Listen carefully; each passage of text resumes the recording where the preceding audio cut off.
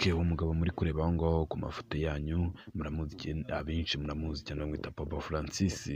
Uwo mugabo rero abantu benshi bibaza hagati y'umuntu ubundi apfuye nta mwana afite baba bavuga ati byarangiye, kuko ni ibintu byarangiye ntahazibukwa. Gusa twebwe nk'abana ba Papa Francis, nawe nimba uri umunyakatolika cyangwa se uri uwundi munyadini, gusa ubaha Papa Francis wemere ko ari papa wawe. Ni umuntu nyine wihanganiye ibi bishuko twebwe abasore tunyuramo byo kubona umukobwa ukagira irari byo kubona iki ntabwo byize bimuranga. Niyo mpamvu tuvuga ati content igira ati Papa Francis asize abana ku isi.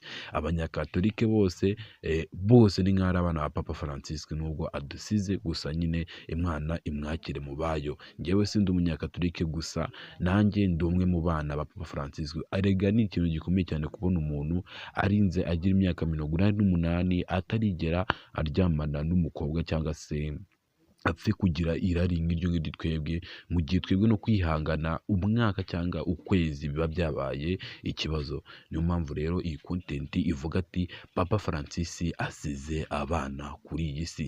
Ese nawe uri umwana wa Papa Francis? Niba uri we, nyandikira muri comment ati ndiwe.